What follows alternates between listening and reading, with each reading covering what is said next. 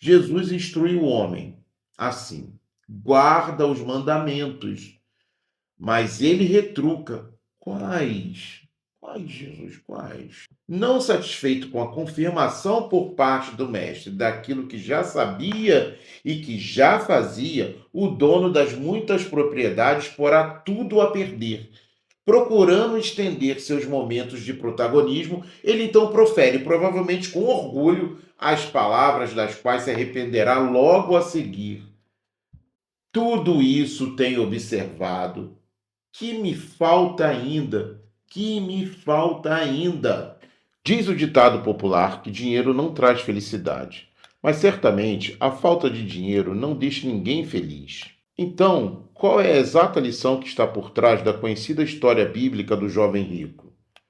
A verdade é que quando o assunto é dinheiro, ninguém consegue se manter indiferente. Sem dúvidas, o dinheiro figura entre as coisas com as maiores capacidades de provocar emoções intensas. Por um lado, ele pode trazer uma sensação de segurança, de bem-estar, liberdade e satisfação. Por outro, o dinheiro pode nos levar à ansiedade, à culpa, ao medo de perdê-lo, a decisões impulsivas e equivocadas. Em casos extremos, a ganância pode relativizar o caráter e desconsiderar a moral. A falta de dinheiro pode levar à raiva, à inveja, à desilusão. Enfim, o dinheiro move o mundo e as pessoas, e mesmo quem diz que não liga para ele, uma hora se mostrará afetado. Basta ter o salário ou a pensão do INSS atrasados um dia, que quem se diz indiferente se transforma no exaltado. E com razão, é claro. Na Bíblia, o dinheiro também provoca emoções e sentimentos os mais diversos. E não é que o mesmo pode acontecer com aqueles que resolvem citar as passagens bíblicas onde ele é destaque? Em alguns casos, algumas adequações são arranjadas para ajustar o texto ao pensamento de quem o está citando. Quem nunca ouviu aquele irmão, com orgulho de sua escassez, recortar o famoso versículo da carta de Paulo a Timóteo? Eu mesmo já presenciei uma cena assim.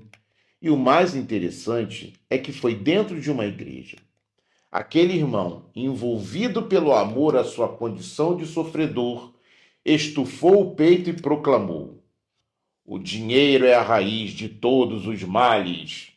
Mais tarde, a situação daquele irmão ficaria constrangedora, porque na hora da pregação, o pregador, que inclusive era um convidado, não se furtou a fazer a correção. Irmão, não foi isso que Paulo escreveu para Timóteo. Ou melhor, você se esqueceu de um detalhe pequeno, mas que muda completamente a mensagem de Paulo. É o amor ao dinheiro que é a raiz de todos os males, e não o dinheiro em si. E é nesse detalhe pequeno, mas muito significativo, que se esconde a verdadeira e surpreendente lição da história do jovem rico. Eu sou Luciano Câmara e você é muito bem-vindo ao canal Logotécnica. O canal Logotécnica traz análise textual até você, das escrituras às literaturas, como você jamais leu, ouviu ou imaginou. Você já parou para pensar que, às vezes, uma única decisão pode mudar toda uma vida? Pode mudar uma vida para sempre? A história e a literatura nos apresentam diversas personagens que reiteram essa verdade. O imperador romano Júlio César, quando decide atravessar o Rubicão e nem mesmo era imperador, mudou sua vida e a história de Roma para sempre. Édipo, a figura maior da tragédia grega, ao insistir cegamente em descobrir quem havia assassinado o rei Laio, descobrirá uma verdade tão difícil de encarar que tirará a própria visão. Nas Escrituras, não acontece de modo diferente. Apenas para citar um único e grande exemplo, vamos nos lembrar de Jacó, cuja escolha em tomar a primogenitura do irmão gêmeo Esaú o conduziu a uma vida cheia de venturas e desventuras, e também a um legado inigualável. Mas estaria o jovem rico nas mesmas condições de relevância de Jacó, de Júlio César ou de Édipo? Talvez não. Porém, após quase 2000 anos de cristianismo, a relação com o dinheiro e a riqueza continua sendo um tema sensível e controverso para muitos cristãos. E vimos há alguns minutos que, com assuntos sensíveis, como é certamente financeiro, o texto bíblico pode sofrer adaptações para justificar um dogma pessoal. Por isso, tenho uma convicção de que o episódio tão famoso do Homem Rico, ou Jovem Rico, como ele ficou conhecido por todos, pode jogar uma nova luz sobre o dinheiro. Irei fundamentar os meus juízos nos elementos, nas evidências e nas pistas fornecidas pelos textos, e também no contexto histórico comprovado, focando nos evangelhos que relatam o acontecimento e também no diálogo entre Jesus e seus discípulos, entenderemos por que o mestre determinou que aquele homem endinheirado vendesse tudo e o seguisse. Vamos lá? Ou não vamos? Vamos ou não vamos? Vamos, né? Vamos lá! No capítulo 10 do Evangelho de Marcos, em seus versículos 17 a 22, nos é apresentado um episódio em que um homem corre ao encontro de Jesus, se ajoelha diante dele e lhe pergunta: Bom mestre, que farei para herdar a vida eterna? Esta é uma grande pergunta. Ela até se parece com aquelas perguntas que de vez em quando escutamos em propagandas bem-humoradas. Aquelas do tipo: Sabe, guru, qual é o sentido da vida? Mas aqui não estamos em um comercial bem-humorado. Estamos no veloz, porém riquíssimo Evangelho de Marcos. Nos 6 versículos que narram o ocorrido, como costuma acontecer em Marcos, o fato narrado possui diversos aspectos e camadas de significação. Neste vídeo, pela necessidade de guardar o foco, mantenho o destaque às ponderações de Jesus e as condições financeira e religiosa do homem que se apressa em ficar diante do mestre. E também como essas condições influenciaram em sua reação ao ouvir a resposta de Cristo para a sua pergunta decisiva. Mas antes, e como estamos falando em análise textual, preciso ser honesto e lembrar que o acontecimento é relatado também nos evangelhos de Mateus e de Lucas. Isto é importante, porque os evangelistas apresentam algumas pequenas diferenças em seus relatos. Marcos descreve o interlocutor de Jesus como um homem dono de muitas propriedades e que observa os mandamentos de Deus desde a sua juventude. Mateus afirma que se trata de alguém jovem, dono de muitas propriedades e que tem observado os mandamentos.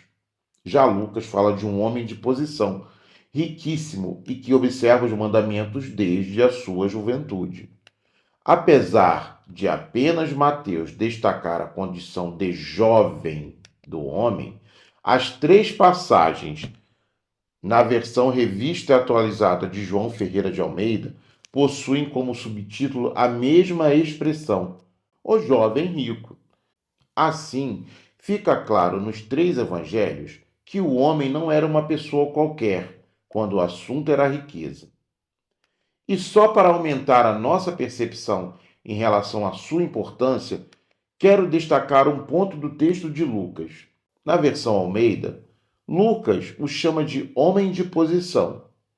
Já na Bíblia King James, a palavra escolhida pelo tradutor é governante. E na tradução de Frederico Lourenço, direta do grego para o português, o termo preferido é chefe. Poderíamos dizer, então, que ele é um homem de posição que chefia e governa. Nada mal, hein? Feitas estas considerações, vamos ao capítulo 10 de Marcos. Primeiramente, vamos ler os versículos 17 a 22.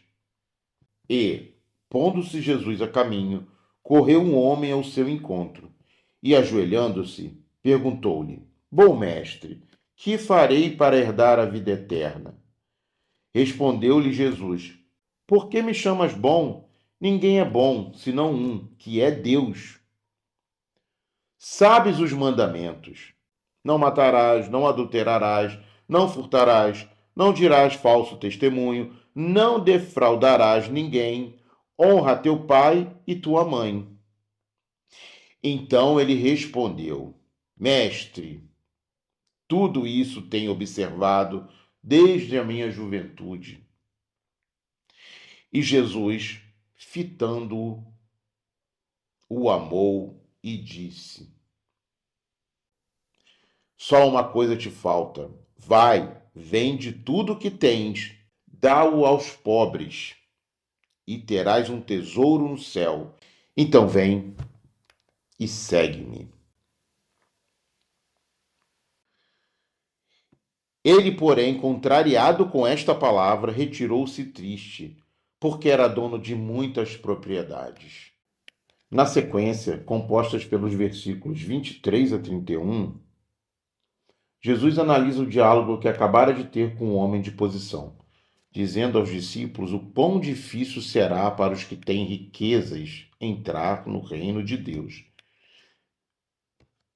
Mas diante do estranhamento dos discípulos com tais palavras, Jesus aprofunda a sua explicação dizendo: Filhos, quão difícil é para os que confiam nas riquezas entrar no reino de Deus. Logo em seguida, virá a famosa fala de Cristo sobre ser mais fácil passar um camelo pelo fundo de uma agulha do que entrar um rico no reino de Deus. Mas, perplexos, os discípulos diziam uns aos outros: Então quem pode ser salvo? Fitando neles o olhar, Jesus afirma que para os homens é impossível, mas não para Deus, pois para Deus tudo é possível. Para começar minha análise, quero chamar a atenção às características do homem rico. Deixando de lado opiniões pessoais ou pontos de vista doutrinários, quero focar nos detalhes oferecidos pelos 3 evangelistas e pelas 3 traduções aqui citadas das Escrituras. Em primeiro lugar, quem é o homem que faz a pergunta decisiva ao Mestre Jesus? Com base no texto, vou buscar traçar seus perfis social e psicológico. E nunca é demais lembrar que não estamos aqui diante de parábolas ou de alegorias. Aqui estamos diante de um fato, narrado por 3 dos evangelistas. Para aqueles que conhecem os evangelhos a fundo, o primeiro detalhe que chama atenção é a afirmação em Marcos de que o homem não apenas se aproxima, mas corre até Jesus e se ajoelha diante dele. Ora, pode até estar na palavra, mas não me lembro de outro episódio em que um evangelista relata que alguém, mesmo passando por situações emergenciais, corre até Jesus. Esse homem reconhece Jesus como mestre, e mesmo como um bom mestre.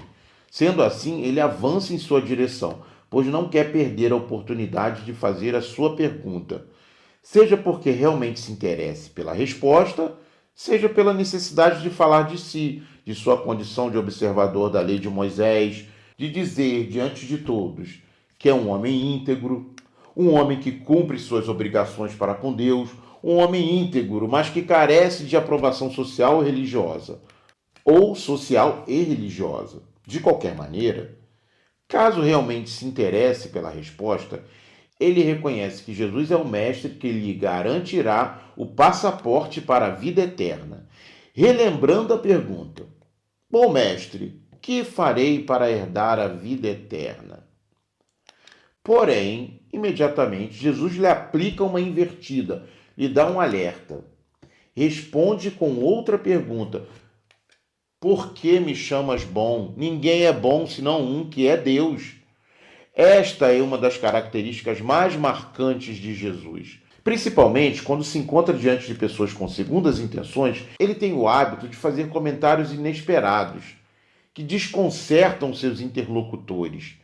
Jesus deixa claro para aqueles que dele se aproximam que não pode ser manipulado, menos ainda que é suscetível a palavras lisonjeiras.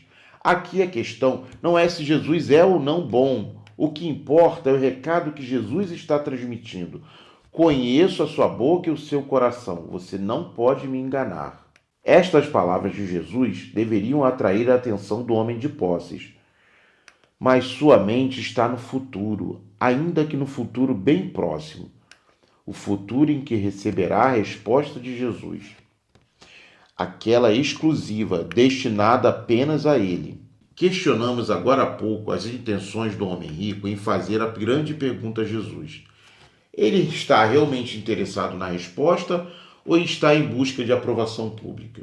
Jesus logo logo nos dará uma pista que nos faz aumentar as apostas na segunda opção.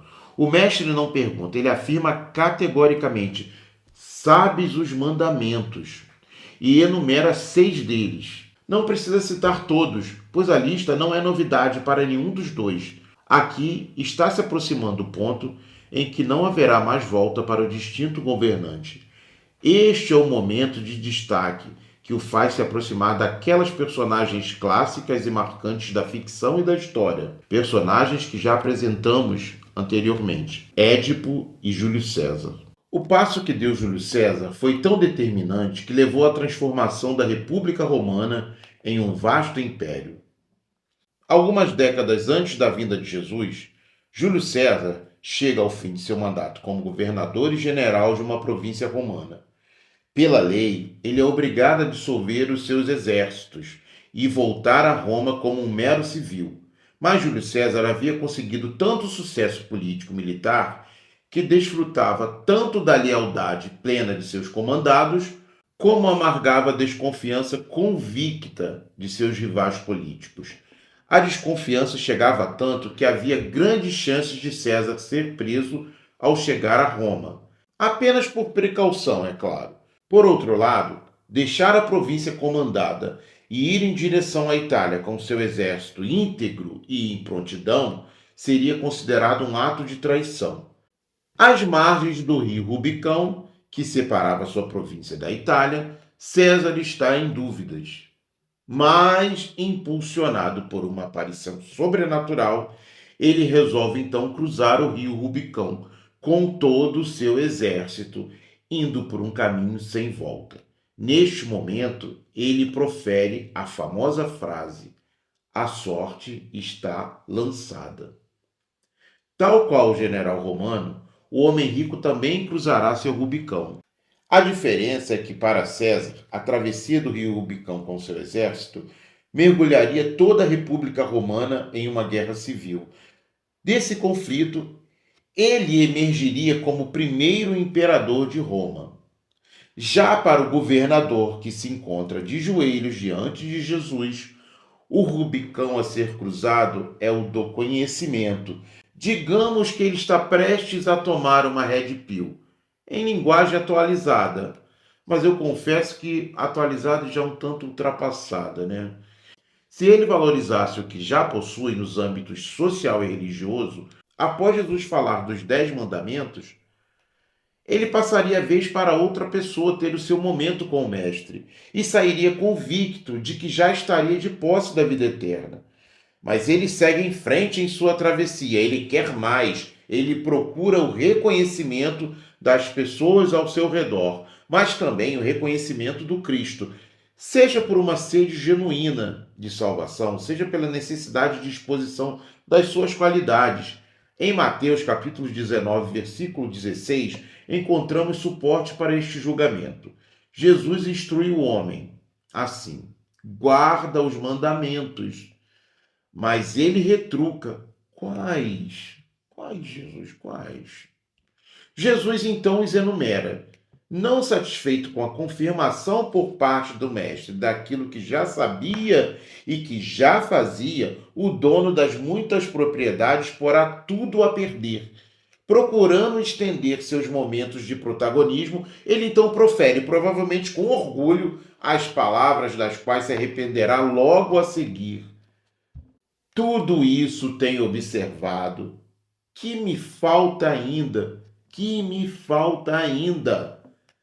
Simultaneamente, neste ponto da narrativa, no texto de Marcos, o evangelista está afirmando que Jesus, encarando o homem, o amou.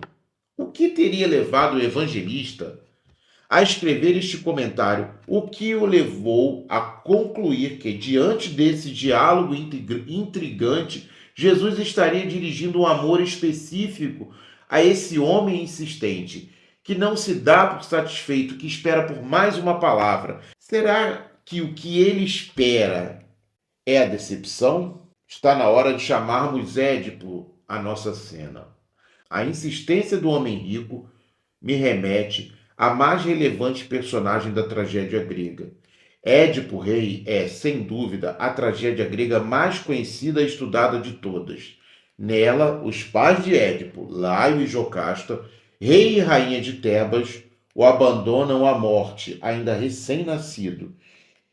Isso se dá por conta de uma maldição que afirmaria que se Laio tivesse um filho homem, esse filho o mataria. E muito mais que isso. Entretanto, o pastor que recebera a determinação de abandonar Édipo no Monte Citero não cumpre a ordem. Por piedade, ele entrega o bebê a um outro pastor, que pastoreava os rebanhos de Pólipo, rei de Corinto. Corinto, aquela mesma Corinto das cartas de Paulo. Esta Corinto ficava a cerca de 60 quilômetros de Tebas. Pólipo e sua mulher Mérope, frustrados por não terem filhos, adotam Édipo, mas não lhe revelam que ele não era um filho biológico. Ao chegar à idade adulta, Édipo é insultado por um bêbado, que o chama de filho adotivo. Intrigado com essa afirmação, ele questiona Pólipo e Mérope, que negam que ele é adotivo. Não satisfeito, Édipo vai, sem o conhecimento dos pais, até a cidade de Delfos, para consultar o oráculo de Apolo. Mas o deus nada lhe diz a respeito de sua origem e lhe põe mais minhocas em sua cabeça já atormentada. Nas palavras do próprio Édipo, eis as revelações do oráculo. Eu me uniria um dia à minha própria mãe e mostraria aos homens descendência impura, depois de assassinar o pai que me deu vida. Com medo desse destino e agora acreditando nas palavras de um Deus que não lhe trouxera esclarecimento, ele decide jamais voltar a Corinto. Mas essa decisão o levaria a matar o desconhecido pai biológico, em uma briga de trânsito, digamos assim, em uma encruzilhada no campo. Logo depois, Édipo livra a cidade de Tebas de uma esfinge que vinha devorando os tebanos. Aquela que dizia: decifra-me ou te devoro. Como recompensa, ele recebe sua mãe, desconhecida e viúva, em casamento, cumprindo assim as palavras de Apolo. A peça Édipo Rei foi ensinada pela primeira vez 430 anos antes de Cristo e pode ser considerada a primeira obra literária policial de que se tem notícia. Isso porque, sem saber quem era Laio, seu próprio pai biológico, Édipo busca com todas as suas forças descobrir a verdade sobre sua morte, quem o mataria, e mesmo quando começa a perceber que é ele mesmo o culpado, Édipo se recusa a enxergar as pistas e continua em sua investigação. Em busca da verdade, Édipo acaba por contrariar a máxima escrita no templo de Delfos, onde ele havia ido em busca de esclarecimento. Conheça-te a ti mesmo. Nada em excesso, seja prudente. Conheça-te a ti mesmo. Nada em excesso, seja prudente. E ruma direto para a tragédia, impossível de ver e de suportar ao mesmo tempo. Em situação semelhante, entretanto condensada em alguns poucos versículos, se encontra o homem rico, mas diferentemente de Édipo, o abastado governador não está diante de Apolo, ele está diante de Jesus, que por amor encurtará o caminho da conversa. Jesus não ficará embromando e jogando com seu interlocutor. Ele irá direto, diretíssimo ao ponto. Vamos pedir o apoio de Mateus. Se queres ser perfeito, vai, vendes os teus bens, dá-os aos pobres e terás um tesouro no céu. Depois vem e segue-me. Pobre homem rico, Jesus não tem vergonha de decepcionar. Pedro que o diga. Esta é outra das características mais marcantes do seu discurso. O amor de Jesus alcança aquele governante de forma avassaladora, com uma verdade estonteante. Jesus o amou ao ponto de revelar-lhe a sua verdade, a verdade daquele homem. O homem que está em busca da perfeição, mais do que da vida eterna. Jesus sabia o que estava no interior daquele coração.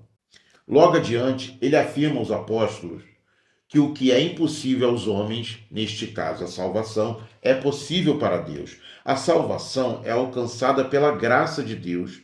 Pelos nossos esforços, ela nunca será atingida.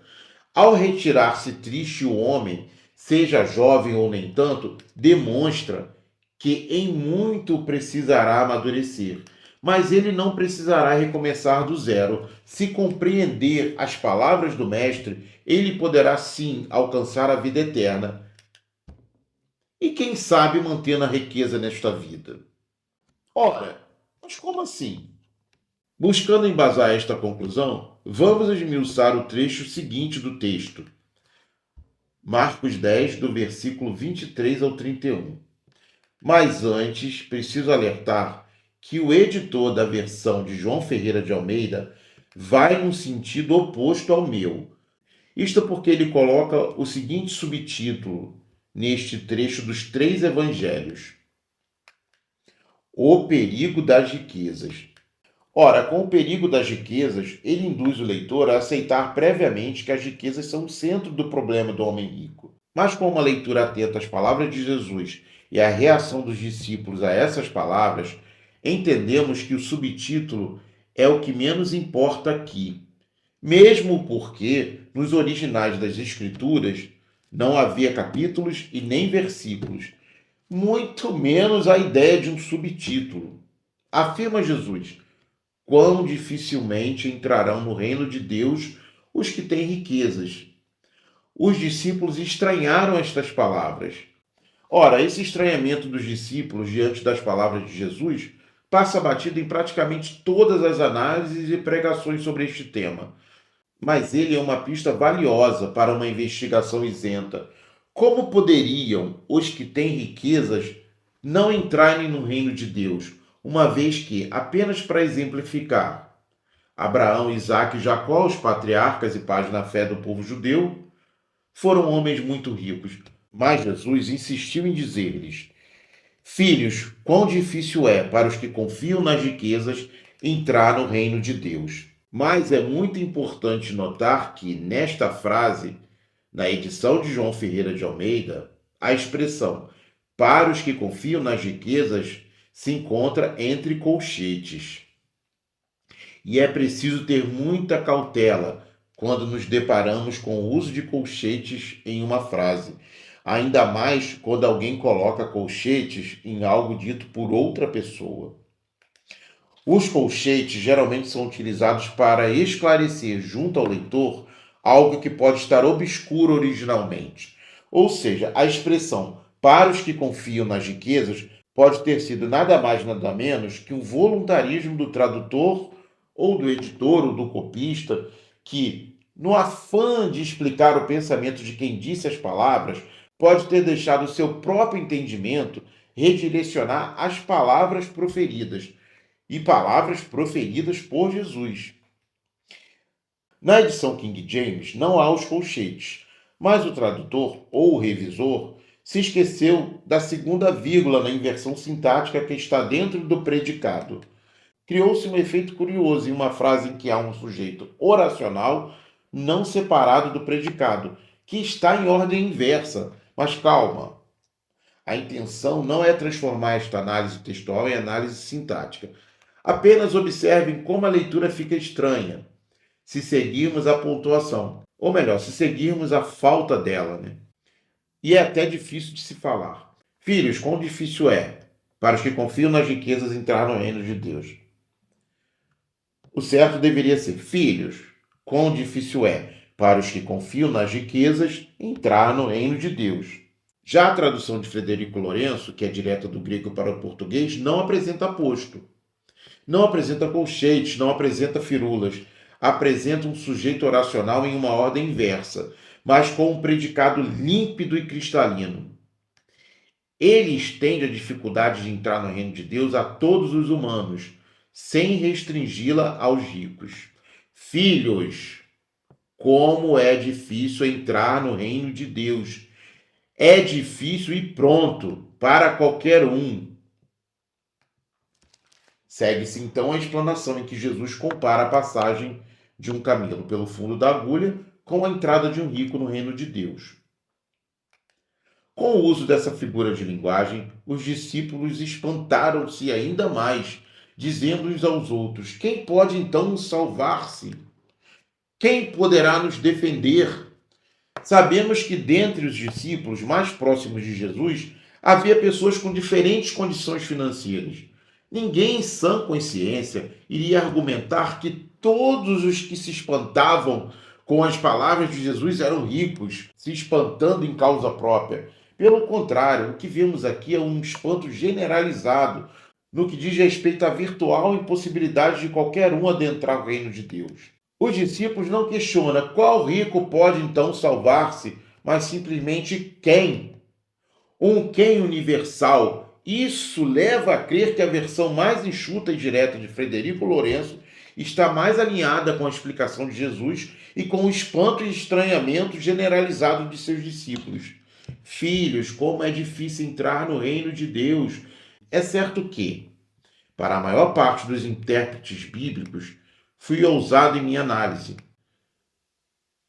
para ficar no eufemismo. Mas é curioso notar que os comentaristas colaboradores da edição de João Ferreira de Almeida, que eu utilizei, ajudam na conclusão, adotada por mim, de que seria possível o homem rico alcançar o reino de Deus sem necessariamente deixar de ser rico nesta vida. Ainda assim, ele carrega um grande problema em seu coração.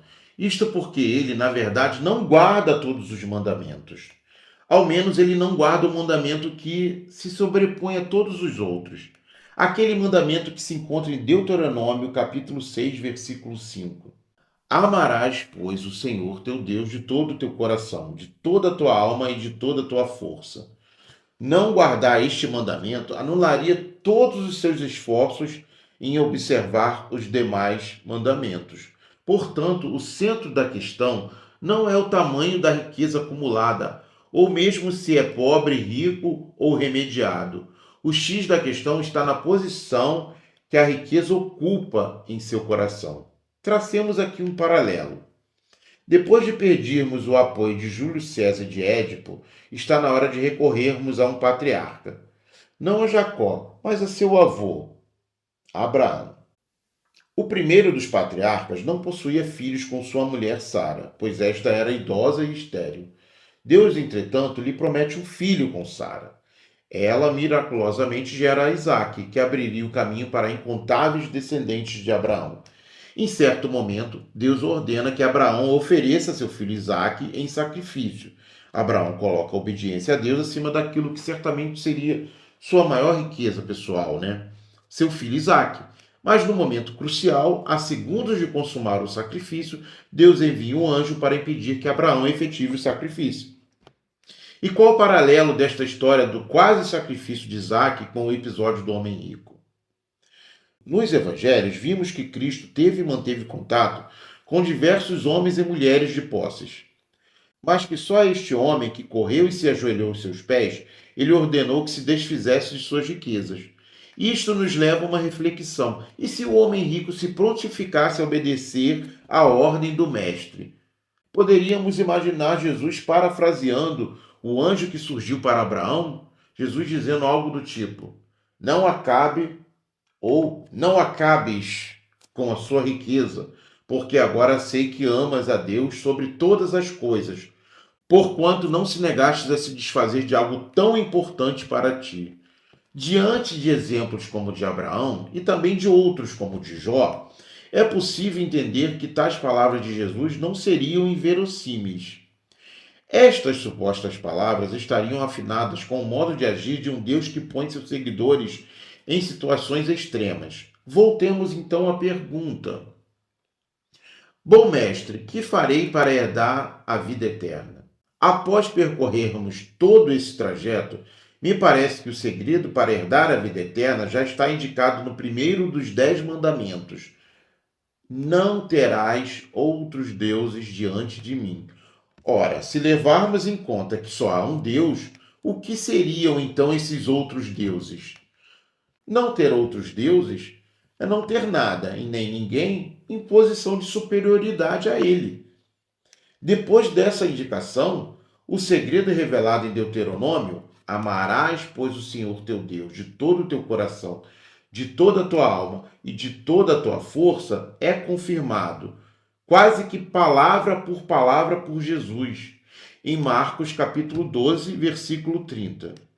Assim diz Jesus: amarás, pois, o Senhor teu Deus de todo o teu coração, de toda a tua alma, de todo o teu entendimento e de toda a tua força. Jesus acrescenta o entendimento que não estava no Êxodo, mas que, a partir da sua vinda, está encarnado e disponível para aquele que se decidir.